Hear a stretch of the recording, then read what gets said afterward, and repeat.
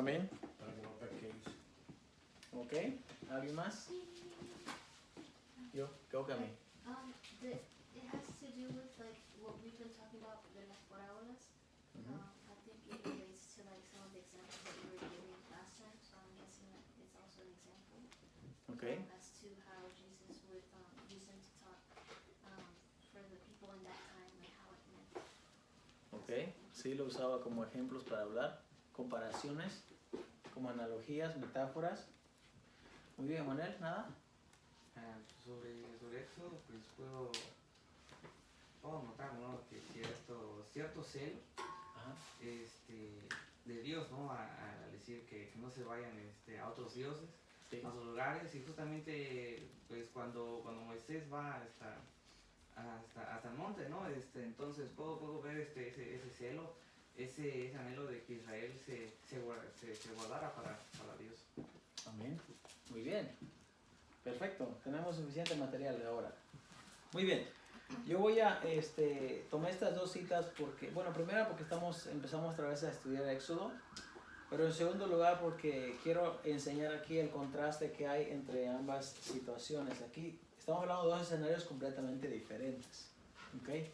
En un escenario el pueblo no quiere hablar con Dios porque tiene miedo.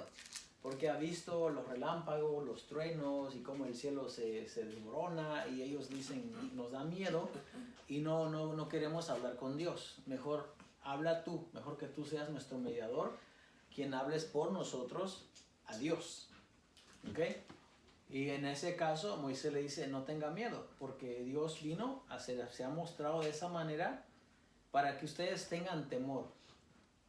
Ahora, cuando hablamos de temor, muchas veces nosotros en este siglo, en este tiempo, hemos diluido un tanto la palabra temor. Porque si usted estuviera delante de Dios realmente, así como Dios es, su primera reacción sería postrarse, arrodillarse, no mirarlo, sería algo un tanto... no espantoso, pero sí sería algo de mucho miedo. Si usted se pone a pensar en eso, sería un escenario bastante digno de tener miedo. El mismo apóstol Juan, y ahora voy a hablar un poco acerca de Apocalipsis, entendemos, no sé si usted ha entendido, hermano, pero la vida de Jesús tiene etapas, ¿ok? Tiene etapas. Jesús, el Mesías, no es el mismo cuando está caminando con sus discípulos y cuando está aquí con la gente enseñándole las parábolas y cuando está entre la multitud. Ese Jesús no es el mismo que resucita. Se parece un poco al Jesús que resucita. Pero definitivamente no es el mismo Jesús cuando Él asciende al cielo. ¿Me explico?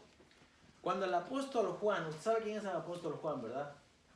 El John, el apóstol, el apóstol amado. Aquel que tenía una confianza cercana, íntima con Jesús, aquel que se recostaba al lado de Jesús, aquel que estaba, fíjese este escenario. Cuando Juan está con Jesús, tiene esa cercanía y esa confianza. Cuando ellos están sentados a la mesa, las mesas no son como estas que nosotros tenemos aquí, ni como la que usted conoce de este tiempo. Las mesas son unas mesas que se llaman triclinio, pero son bajitas, así, como a 2 pies y medio del suelo. Esas son las mesas. Entonces, cuando las personas se sientan a comer, están tan pegaditos, o sea, los pies de uno están allá y los pies del otro están para acá, o a veces con los pies hacia afuera, pero bien pegaditos. Entonces, cuando Jesús está en la cena y cuando Juan el apóstol está cerca de él, se puede recostar realmente, literalmente, así como en su lado. Y Juan tiene esa confianza con Jesús cuando Jesús está con él acá. La relación de ellos es muy cercana, por eso dice el Evangelio de Juan, que le seguía aquel apóstol amado, y Pedro le pregunta y dice, Señor, ¿y qué hay de este? ¿Qué hay de él? Porque la relación que Jesús tenía con este discípulo era muy querida, muy cercana. Era como su amigo, o no tanto su amigo, pero casi como un padre, porque un rabí de aquel tiempo consideraba a sus alumnos como que fuesen sus hijos. Pero fíjese esta reacción. Dice Apocalipsis 1 que cuando le vi, caí como muerto a sus pies. Cuando le vi. Ya no es el mismo Jesús. Ya no es aquel Jesús que se sentaba con ellos y conversaba y platicaba y tal vez hablaban de cosas graciosas y les enseñaba. Ya no es el mismo Jesús. Ahora Juan cuando lo ve con una reverencia y con un gran temor que dice que cayó como muerto a sus pies. Ya no es el mismo. Entonces, esa imagen o esa parte de la Biblia con lo que nos enseña a nosotros es que si nosotros miráramos o si nosotros llegásemos a tener esa cercanía en esa dimensión con Dios, nosotros caeríamos como muertos también. De verdad. Porque eso es lo que Dios es. Dios no es como nosotros en ninguna manera, o nosotros no somos como Él. Nosotros somos hombres mortales, somos como un grano de arena, si se pudiera mirar de esa manera delante de Dios. El salmista dice, el cielo es tu trono, ¿verdad? Y la tierra es el estrado de tus pies. ¿Dónde está el lugar que yo puedo hacer para que tú habites? No hay. Ahora vemos aquí que el pueblo cuando mira esto, los estruendos y el monte humeaba y la bocina se escuchaba, ellos les da temor y dicen, no hables, que Él no hable con nosotros. Mejor tú, Moisés, ve y habla con Él. Y nos refiere a las palabras y nosotros vamos a estar atentos a lo que tú digas. Esa es una parte de la escritura que he tomado en Éxodo. Vamos al otro lado, vamos al otro escenario, donde Jesús está hablando en parábolas.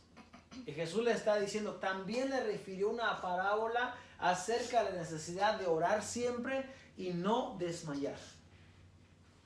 Vamos a ver si nos quedamos, a ver si puedo explicar esto porque es mucha información, pero quiero tratar de explicar. Mire, no quite el foco o el hilo en lo que es orar siempre, pero también vamos a hablar de cómo orar. Son dos cosas diferentes, ¿ok? Jesús le está diciendo, le refiere una parábola acerca de la necesidad de orar siempre y no desmayar, orar continuamente, perseverando. Y para eso les trae un ejemplo que ellos fácilmente pueden entender. En el primer siglo, o en este tiempo como en el primer siglo, los asuntos muchas veces se resuelven en la corte, ¿correcto? Muchas veces hay que ir a la corte a resolver los asuntos. Cuando dos no se pueden poner de acuerdo, ¿qué hacen? Lo resuelven en la corte y que el juez escuche que escuche ambas versiones del caso y que dé un veredicto y al final tú le pagas tanto o tú te mantienes tantas millas alejado, cualquiera que sea el resultado. Así funciona. Pues en el primer siglo, en el tiempo de Jesús, también funcionaba de esa manera. Cuando dos no se podían poner de acuerdo, tenían que ir a ver a los magistrados. Por eso Jesús en una ocasión dice, ponte de acuerdo con tu adversario en tanto que estás en el camino. O sea, mientras vas de camino allá a ver al magistrado, ponte de acuerdo. No sea que llegando allá, dice, te vayan a echar al alguacil y luego vas a terminar preso y no vas a salir de ahí hasta que pagues hasta el último cuadrante. O sea, hasta la última moneda la vas a tener que pagar. Por eso Jesús dice, ponte de acuerdo mientras estás en el camino. Hay mucha gente que erróneamente toma escritura y dice, ahí está hablando del purgatorio y ahí que hay que pagar para salir. Y no está hablando nada de eso. La gente que dice eso no entiende nada de lo que es una parábola. Por eso le explicaba, es importante conocer una parábola. Porque una parábola solamente es una comparación. Es una metáfora. Es una manera de cómo los rabinos se enseñaban. Y la parábola tiene sus componentes. Y en cada parábola al oyente le toca una parte que es qué decisión vas a tomar. No solamente escuchas la parábola y te vas, no. Te forza la parábola que tú tomes una decisión. Y en este caso lo que miramos es una mujer que está insistiendo. Ahora, esta viuda que dice aquí la Biblia, no es como las demás viudas que hemos visto. ¿Alguien se acuerda de una viuda en la Biblia? Ruth. Ruth, una viuda. Ajá, es una viuda. Abigail también fue una viuda, la esposa de Nabal. Ana también, una viuda que estaba en el templo y no cesaba, estaba orando. Hay varias viudas. La mayoría de veces las viudas son mujeres indefensas. Son mujeres que no tienen un estatus así muy elevado, sino que son mujeres que viven en condiciones deplorables, son mujeres que están en una condición que no se pueden defender. Sin embargo, esta viuda de la que habla la Biblia no era como aquellas viudas, porque una, podía ir a la corte. En repetidas ocasiones, porque dice que insistía e insistía. Dos, tenía parece ser que esta mujer era una viuda de una buena condición económica, porque podía hablar al magistrado y podía exponer su caso de una manera tan insistente que el juez dijo, bueno, ya esta mujer un día me va a sacar de mis casillas, mejor le voy a hacer caso. El juez es injusto, dice la Biblia. El juez es malo. El juez dice, él mismo reconoce y dice, aunque no temo a Dios, él mismo lo dice. El juez no es Dios, es una comparación. La parábola trata de la insistencia, de que hay que perseverar y hay que insistir. De eso trata la parábola. Entonces, esta viuda dice que al fin de tanto, dice que logró el objetivo. Dijo, le voy a hacer justicia. No sé, que viniendo de continuo me va a agotar a mí la paciencia. Y entonces, no sé, quizás haga algo que no va a estar bien visto. Lo que nos enseña aquí Jesús, lo que nos está enseñando es que necesitamos orar. La oración. Ahora, si somos honestos, muchas veces nosotros oramos por nosotros. Oramos muchas veces, no estoy diciendo que esté mal, pero la mayoría de veces oramos por nosotros. La semana pasada yo estaba teniendo una conversación con una persona y me decía que este año empezaron en la iglesia a hacer servicios de oración y ayuno. Y entonces yo le pregunté y le dije, ¿y para qué? Y me dice, pues para Dios. Y me dice, y le digo, como dice el chiste que me dice que le digo. Entonces yo respondo, pero ¿qué es lo que tú logras cuando tú oras y cuando tú ayunas? ¿Cuál es el propósito? Porque debe haber un propósito. Y dice, no, pues es que lo hacemos para honrar a Dios. Y le dije, ¿tú sabes lo que dice la Biblia acerca del ayuno y la oración realmente? ¿Tú sabes qué es lo que Dios demanda realmente de nosotros? ¿Tú sabes qué demanda Dios? Porque Dios no demanda que tú estés de rodillas pidiendo y llorando y aguantando hambre con la intención de que estás haciendo algo para Él. Eso no es para Él que Dios nos lo hace. De hecho, el beneficio es para nosotros. Y muchas de las veces, cuando oramos y cuando ayunamos, lo hacemos por nuestro beneficio. No digo que está mal, pero la Biblia nos manda y nos dice que oremos unos por los otros. La Biblia nos manda y dice que en vez de aguantar hambre un día, mejor dice, ve y comparte tu pan con el hambriento. Entonces yo le dije, tú quieres hacer algo para Dios. ¿Quieres hacer algo para Dios? ¿Qué dice Mateo 25? Porque a veces nosotros para hacer algo para Dios pensamos que tenemos que desvivirnos para entonces ya te estoy honrando a ti, te estoy agradando a ti. Mateo 25 dice que si tú le das de comer a un hambriento y visitas a alguien que está en la cárcel, a alguien que está enfermo, dice, lo has hecho para mí. Eso dice Jesús.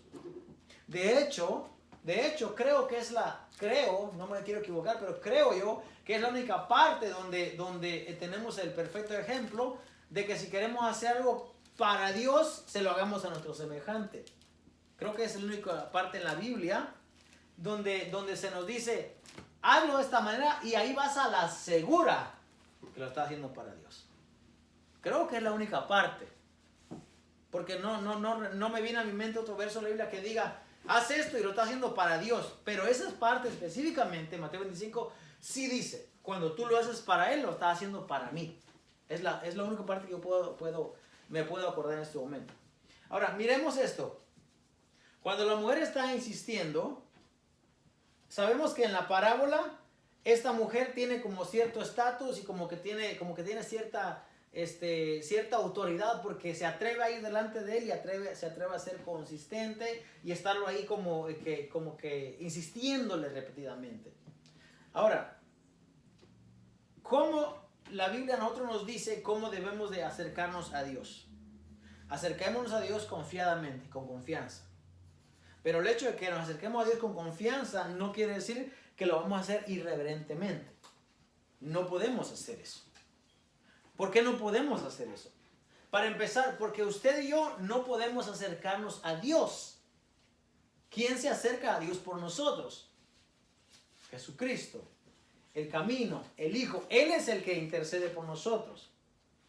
Entonces, cuando usted se acerca a Dios, no está entrando realmente en la presencia de Dios, porque usted está aquí.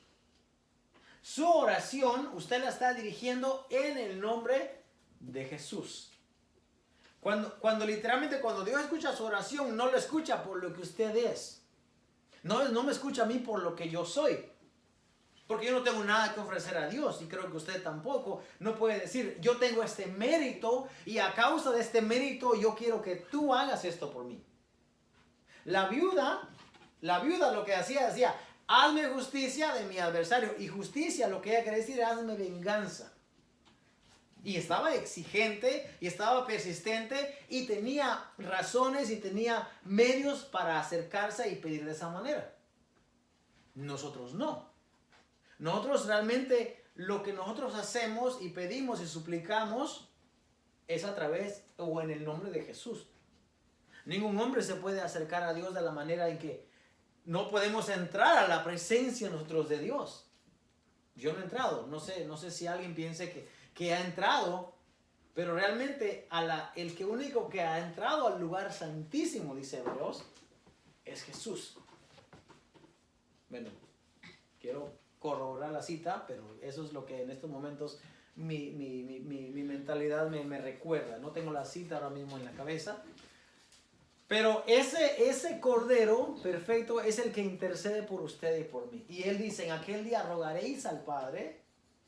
Y yo, dice, intercederé. Yo enviaré al Consolador, el cual intercederá. Porque el Consolador yo lo voy a enviar. El Consolador no viene, el Paracletus, el Espíritu Santo no viene si Jesús no se va. Conviene que yo me vaya, dice Jesús, para que cuando yo me vaya, entonces el Consolador venga. Jesús no podía estar en cualquier parte con todos. Pero el Espíritu Santo sí puede. Por eso es que está en usted y está en mí. Ahora bien, una cosa es perseverar en la oración y otra cosa es cómo nosotros nos acercamos. Si usted fuese a acercarse a un rey, hermano, una pregunta bien fácil de entender. Si usted fuera a acercarse a un rey o fuera a acercarse al presidente de la nación, creo que es un ejemplo bastante claro. ¿Cómo usted se acercaría? ¿Cómo? Si usted le llega un memorándum y dice que ha sido invitado y tiene que ir. No, yo creo que tiene que ir. Le llega, usted va. ¿Cómo se acercaría? ¿Se iría a, no sé? ¿Me iría de shopping? ¿Se iría de compras? Muy bien. ¿Se iría de compras? ¿Por qué? Ahora, ¿por qué no se va con la ropa de aquí? ¿Por qué? Porque voy a ver al presidente. Porque va a ver al presidente. Porque va a mirar al executive chief, ¿no? ¿Cómo se dice? ¿El mande? Porque va a mirar a una persona, a una figura importante. Es más, ni siquiera cuando vamos a la corte nos vamos vestidos indecorosamente. Ni siquiera cuando vamos a la corte. Si usted va a la corte, fíjese cómo funcionamos nosotros. Queremos hallar el favor de un simple mortal, de un hombre, pero que tiene la autoridad para castigarnos o para corregirnos. Y queremos hallar gracia delante de los ojos de esa persona. Y lo primero que nos preguntan es, ¿Es usted culpable o es inocente? Y nosotros queremos exponer nuestra defensa.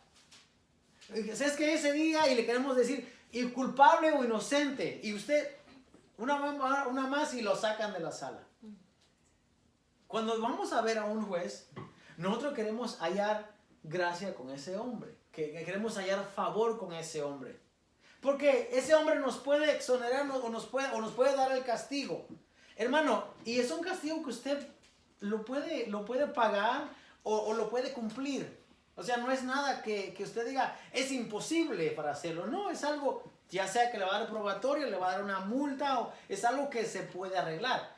Pero aún así, cuando vamos a mirar a un magistrado, nosotros queremos ir en la mejor posición, en la mejor vestimenta, con la mejor actitud. ¿O estoy equivocado?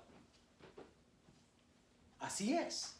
Algunos quizás, tal vez no. Tal vez hay gente que ni necesita, hay gente que va y si quiere bien y si no, pues no necesita. Pero yo estoy hablando en la condición en la que muchas veces nosotros nos encontramos. Hay personas que tienen que ir a la corte por un ticket, por ejemplo, que no tiene una licencia de manejar. Y eso le puede costar muy caro. Nosotros los que tenemos una licencia de manejar y que ya hemos pasado por eso, sabemos el privilegio y el regalo de Dios y la oportunidad que Dios nos da de poseer una. Pero hay mucha gente que no está en esa condición. Y si no es de ese tipo, imagínense hoy en día una corte de inmigración. Hace rato estábamos hablando de eso con los muchachos. Imagínense la gente que le llega su cita, que tiene que presentarse. ¿Usted sabe cómo va esa persona casi con el corazón en la mano y va 50-50? ¿No? Si me dejan o me mandan o cómo es. Y uno quiere hallar el favor de esa persona. Uno quiere que esa persona cuando lo vea y le dé oportunidad de exponer su caso, que la persona diga, ok, yo te entiendo y no te preocupes, porque muchos de esos casos están a discreción del oficial que le corresponde, que le toca. Entonces queremos que nuestra presentación sea la más correcta. Queremos que sea lo mejor. Y solamente como ejemplo. Ahora, miremos al pueblo de Israel cuando tenía la oportunidad de presentarse delante de Dios. Y ellos dijeron, no podemos. No podemos porque vamos a morir. Vamos a estar en esa condición de que si escuchamos a Dios, nos vamos a morir. Imagínense, para que un ser humano llegue a esa conclusión, eso era algo terrible. No quiero usar palabras incorrectas, pero algo que daba mucho miedo. Ellos no querían estar allí. O sea, que ellos no querían que Dios les hablara directamente. Y Moisés les dice, han hecho bien. Bien han dicho ustedes, porque un mortal no puede hablar con Dios. De hecho, la Biblia habla de Moisés como el único hombre que pudo, la escritura dice que pudo hablar con Dios cara a cara. Panaj tu panaj, así, como cara a cara. Pero cara a cara no significa que lo vio. De hecho, cuando Moisés le pide mirarlo, Dios le dice, no me vas a poder ver, porque no hay hombre que me vea y viva. Más bien dice, yo voy a pasar por el monte y cuando yo pase, yo te voy a meter a ti en la hendidura de la peña, le dice. Y cuando yo pase, tú vas a ver mi espalda, pero no me podrás ver el rostro a mí. Y Dios esconde a Moisés en la peña. Ahora, Dios no tiene un cuerpo como nosotros, pero Dios quería enseñarle a Moisés algo. Dios quería mostrarle a Moisés que Moisés podía confiar en Dios completamente. Y de hecho, de Moisés se registra el único hombre que tuvo ese privilegio y esa oportunidad. Nadie más. Nadie más de Moisés. Muy bien, ahora, yo no sé cuál es su día a día usted como persona. Porque entendemos que si nosotros, como dice el apóstol Pablo, de modo que si alguno está en Cristo, nueva criatura es. Nueva criatura es. Del hecho de que usted venga a la iglesia, se congregue en un lugar, no lo hace usted nueva criatura. Porque para que usted sea nueva criatura, usted tiene que enseñar que es nueva criatura. Todos damos testimonio de lo que somos con nuestro diario vivir, con nuestra manera de comportarnos, con cómo vivimos nuestra vida. Ahora, creo que hay dos fases o dos partes de la vida. Una es la que nosotros podemos ver, pero hay otra que no podemos ver nosotros. Yo no lo veo a usted cuando usted se va de aquí, cuando usted se va del trabajo. Yo no lo veo. Yo no lo veo. Hay un momento en el que usted está solamente y lo único que está allí es Dios. Nadie más lo puede ver. Ni su papá, ni su mamá, ni su hermano. Nadie lo puede ver más que Dios. ¿Cómo vivimos nuestra vida cuando estamos en ese momento? Cuando nadie nos ve. ¿Cuál es realmente nuestro estilo de vida cuando no está el hermano cerca de nosotros? Es algo que nosotros tenemos que pensar, porque no sé realmente cuál es cómo Dios nos ve. Que si Dios te pusiera un assignment o te pusiera una calificación, ¿qué calificación nos pondría Dios a nosotros? ¿Cómo nos calificaría Dios si nos pusiera a nosotros y enseñara nuestra calificación a todos nosotros? Claro, eso no lo va a hacer, pero estoy poniendo solamente un ejemplo. ¿Cómo nos miraríamos aquí? ¿Usted estaría orgulloso de enseñar su calificación? De decir, así me mira Dios. No tiene que contestar. De hecho, de Jesús se dice, ¿verdad? Cuando Él es bautizado y dice, Él es mi Hijo amado en quien yo tengo complacencia. Él es mi Hijo amado, yo tengo complacencia. Yo sé que es difícil nosotros poder aspirar a ese título, pero no se trata de tener ese título realmente, porque ese título ya se le dio al Hijo de Dios. Pero Dios puede decir otras cosas de nosotros. Puede decir como le dijo a Gedeón, varón esforzado y valiente. Puede ser ese título también. ¿Qué título? Si usted le preguntara a Dios cuál es el título, ¿qué me darías a mí? ¿Qué me pondrías a mí? Algo que les quiero enseñar mientras seguimos 10 minutos más. Mire, es cierto que lo he dicho aquí varias veces y lo voy a seguir diciendo. A nosotros la iglesia gentil no se nos dio ¿cómo se llama? Unas instrucciones de cómo la iglesia iba a vivir. No se nos dio. Nosotros la iglesia gentil cuando llegamos, y cuando digo llegamos me refiero a los que llegaron antes que nosotros, tenían dos opciones. De la manera que la historia lo cuenta, hay dos opciones. O te injertas completamente al pueblo de Dios y haces todo lo que el pueblo de Dios hace, o lo otro es que tomes parte de lo que es el pueblo de Dios, pero no vas a tener todo completo. Entonces, ¿qué hacemos con la parte que falta? ¿Qué hacemos con la parte? Como pueblo gentil, como iglesia llegada al árbol, al injerto, como dice el apóstol Pablo en Romanos, tomamos parte de lo que es el pueblo de Dios, pero la otra parte, ¿cómo le hacemos? Yo esta pregunta se la he hecho a muchos pastores, créanme. ¿De dónde sacamos nosotros nuestras directrices para regirnos como iglesia? ¿De dónde? Porque de la Biblia no, porque en la Biblia no hay mucho realmente. Lo único que nos habla a nosotros en la Biblia es el concilio de Jerusalén de Hechos 15. Se nos dan ciertos mandamientos a los gentiles, pero mandamientos que tengan que ver en cómo vivir nuestra vida en relación con Dios. O sea, no comas ahogado, no comas aparte de la fornicación, aparte de los ídolos, no comas sangre. Pero la vida de la iglesia o la vida del cristiano es más que eso, porque eso es algo que tiene que ver con alimentación, con tener una vida moral, una vida ética. Pero ¿qué tal cuando hablamos de cómo vamos a vivir nuestro diario a diario? En ningún lugar está. En ningún lugar hay directrices para nosotros cómo vamos a vivir nuestro diario a diario. No sé si usted se ha preguntado eso, pero no aparece en ningún lado. No hay un lugar que diga, Como hoy en día. Por ejemplo, las asambleas de Dios tienen el folio tal, y dice que se debe hacer así, así y así. La iglesia bautista también tiene sus directrices, se debe hacer así, así, así.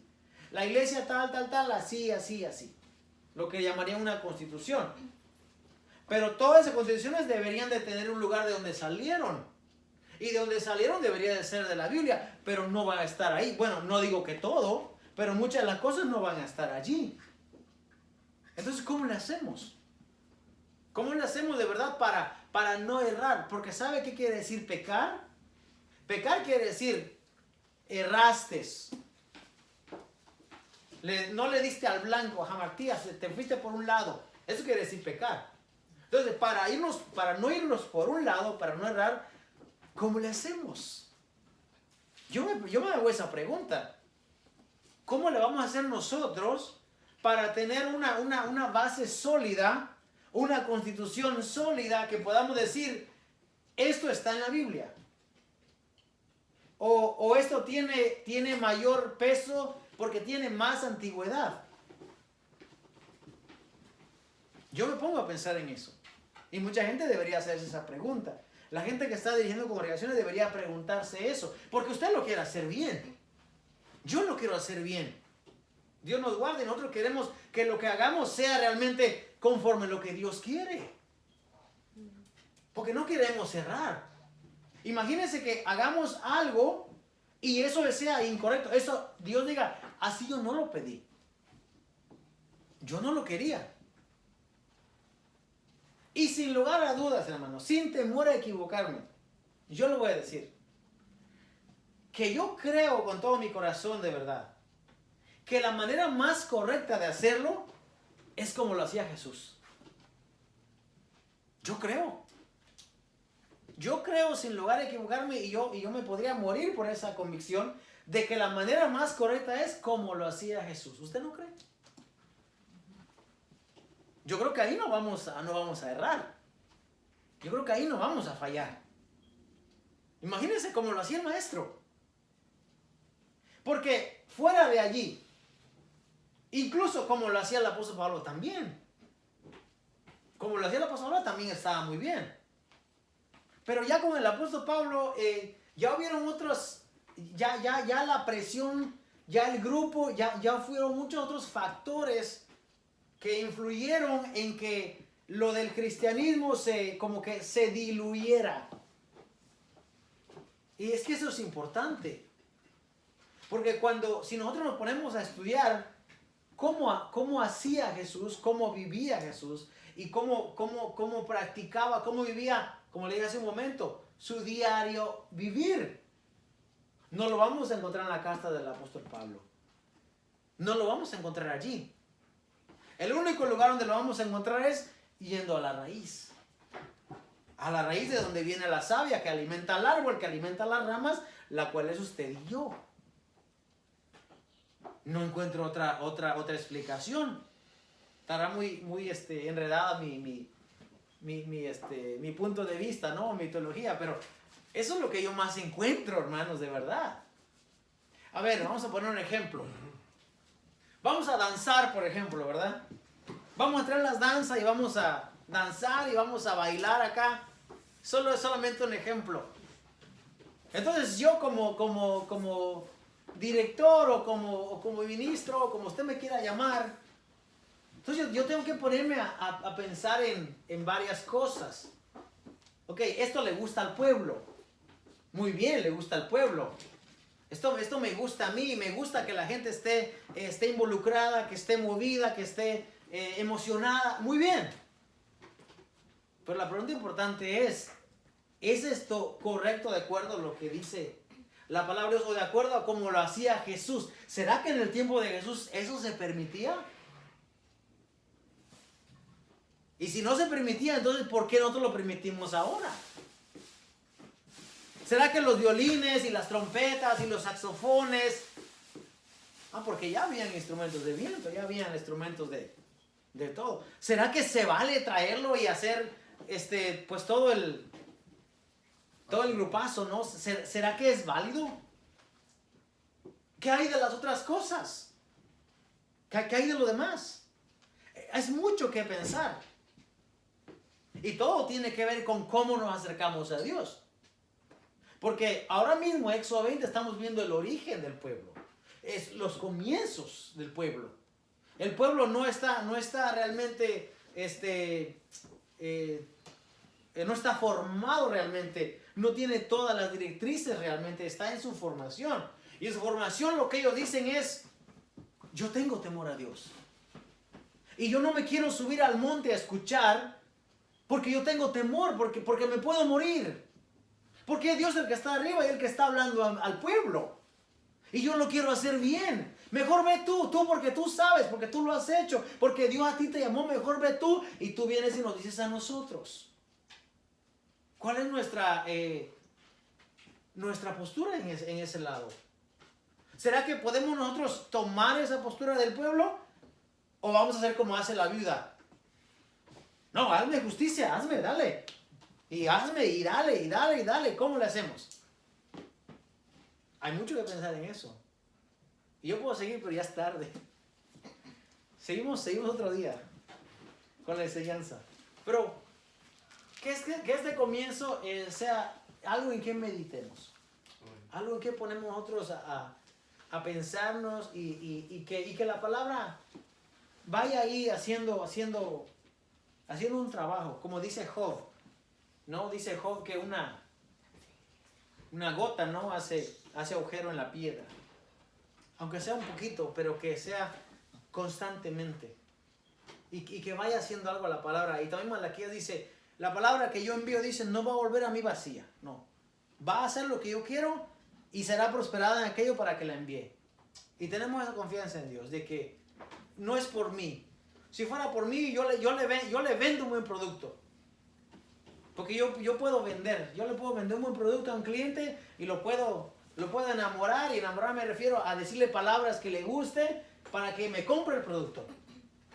Pero no es de eso lo que se trata. No hay que usar, como dice el apóstol Pablo, palabras lisonjeras para atraerlo y para tenerlo allí. No se trata de eso. Se trata de que usted sea libre en el Señor y que usted que la decisión que usted tome la tome porque la palabra le da convicción a usted. No por lo que yo digo. Porque lo que yo digo, mis palabras se las lleva, dice la palabra del Señor que el hombre, sus palabras perecen como pasa el viento y se la lleva. No, yo quiero que no sea mi palabra, sino que sea la palabra de Dios. Amén. Vamos a ponerle pie en esta noche, por favor. Amén. Acordémonos de orar, por favor, por las hermanas una hermana que va a tener una cita con el cardiólogo. También tenemos a las hermanas que han tenido procedimientos acerca de quimioterapias y de cáncer, de recuperación. Acordémonos de orar por Jane, por su familia, por las naciones, hermano, por el presidente de nuestra nación en la que estamos viviendo. También por México y por los países que están siendo afectados, ¿verdad? Con todo este movimiento que está pasando. Esperamos que realmente Dios obre, ¿verdad? Y que, bueno, más que todo, que se haga la voluntad de Dios. Amén. Amén. Hermano Carlos, por favor, dirige la oración. Padre, le damos gracias por esta palabra tuya, Padre, porque cada día aprendemos más de tu palabra, Señor. Ayúdanos, Señor, a poder esparcirla, Señor, la palabra verdadera, Señor, que seamos instrumentos tuyos, Padre, que seamos ese molde y tú nos moldees, Señor, según tú quieres, Señor, para que podamos seguir por este mundo, Señor, con tu palabra, hermano, y poder esparcirla, Padre. Le damos gracias por todo ello, por tener un lugar, Señor, donde buscar y donde aprender de ti, Señor. Cuídanos, protégenos siempre y que este lugar crezca, Padre. Te damos para que la semilla siga siempre adelante, Señor. Te damos las gracias por ello. Gracias, Padre, porque tú estás trabajando en el templo nuevo, Señor. Queremos seguir adelante y esparcirlo y hacerlo más grande para que se llene, Señor. Para que vengan personas y aprendan más de ti, Señor. Porque la palabra es verdadera, Padre. Te queremos dar gracias, Señor, por todos los enfermos, porque tú estás sanando en las vidas de las personas que necesitan sanación, Padre. Te damos gracias por todos ellos, Señor, por nuestras familias, Padre, por nuestras esposas, Señor, por nuestros niños en la escuela, en nuestros trabajos, Padre. Cuídanos siempre y protégenos todos, Padre. Te damos gracias por la paz del mundo, Señor, esos países que están pasando por situaciones donde están esas guerras, destruyendo familias, destruyendo comunidades, Padre. Ayúdanos, Señor. Pon la paz en esos lugares, Señor. Pon la paz en esos líderes, Señor, para que aprendan de ti, Padre, porque tú eres un Padre misericordioso, un Padre bueno y bondadoso, Padre. Gracias por tu presencia en nuestras vidas, Padre. Te damos gracias porque tú estás en medio de la tormenta con los enfermos, Padre, sanando, Señor. Si es tu voluntad, Señor, que todas esas personas que están pasando por sufrimientos, Padre, tú caigas en medio de ellos y disipe toda ansiedad, disipe todo temor, disipe toda enfermedad, Padre. Esas personas que están pasando por cánceres, Señor, tumores, sánalos, Padre. Pon tu mano sanadora, porque tú eres el Padre poderoso, Padre. Nosotros confiamos en que tú lo vas a hacer así, Señor. Ya está hecho, gracias, Padre. Te damos gracias por nuestros niños, nuestras esposas, nuestros amigos, los vecinos, Padre. Por los muchachos en la carretera que están siempre saliendo a trabajar, Padre. Cuídalos, protégelos. Te damos gracias por todo ello, Padre, por la salud, por el pan en la mesa. Te damos gracias por todo, Padre. En el nombre de tu Hijo amado, Padre, gracias por tu bendición, Señor. Amén.